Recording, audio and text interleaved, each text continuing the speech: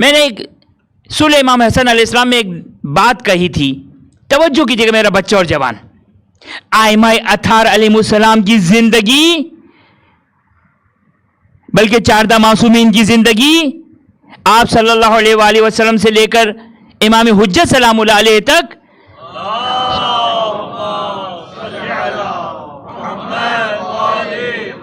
خوب ان کی زندگی، یہ 14 معصومین کی زندگی، تاریخ میں بہت سارے واقعات ہیں جہاں میرے اور آپ کے لیے کوشچن مارک ہے، حل شدہ نہیں ہے، حل شدہ نہیں ہے. اب نہیں، کوئی بات نہیں. ہم صلح امام حسن علیہ السلام کو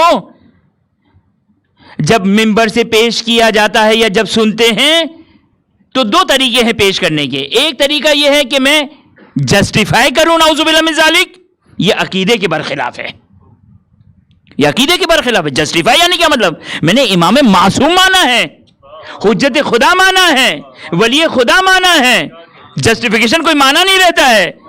لہذا میرا بچہ اور جوان اگر صلح امام حسن علیہ السلام کو پڑھتا ہے، سنتا ہے، یا اس کے ذہن میں سوال پیدا ہوتا ہے تو وہ صرف سوال اس حد تک ہونا چاہیے کہ مجھے اس زمانے کے واقعات پتا چلے، ورنہ اگر نہ پتا چلے تو ہمارے ایمان میں، ہمارے عقیدے میں، ہماری تسلیم میں، ہماری ولایت میں بال برابر جو وہ کوئی شک و شبہ نہیں آنا چاہیے. لہذا تاریخ ہے، اسی طرح واقعات ہے. مدینہ، بہت سارے واقعات مدینہ کی، شاید ممکن ہمارے بچوں اور جوانوں کے ذہنوں میں سوال ہو، ڈاؤٹس ڈالے جاتے ہیں، شک و شبے ڈالے جاتے ہیں. مثلا ایک شبہ، کیوں بنت رسول سلام اللہ علیہ پشت در آئی تھی؟ خوب جواب واضح ہے، میں نہیں فی الحال اس کا جواب دینا چاہتا ہوں. کیوں پشت در آئی تھی؟ پشت در آئی تھی، خوب کیوں آئی تھی یعنی کیا مطلب؟ معصومہ تھی، وحی الہی سے متصل تھی. مجھے نہیں معلوم، اگر میری موٹی عقل میں کوئی بات نہیں آ رہی تو اس کا مطلب یہ نہیں کہ ہم اس بات کا انکار کر دیں. بہت ساری باتیں، خدا کے بہت سارے امور ہیں، بہت سارے مسائل خداوند متعال سے متعلق، قرآن کی بہت ساری آیات ہیں جو انسالوڈ ہیں.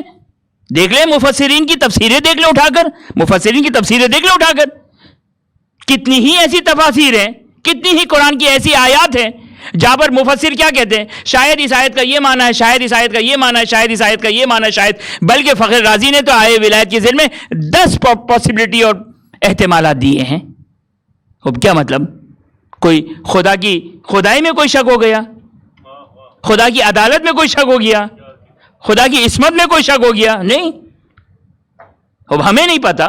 لہذا ائمہ اطہار علیہ السلام یا اہل بیت اطہار علیہ السلام کی زندگی میں اگر کوئی واقعہ ملے، صحیح ہے، انسان ایک حد تک، اس حد تک جستجو کرے کہ تاریخ جاننا چاہتے ہیں، نہ کہ نعوذ باللہ من ذالک ائمہ اطہار علیہ السلام نے ایسا کیوں کیا. دین بنا کر تاریخ نہ پڑھے، تاریخ سے دین کو لیں.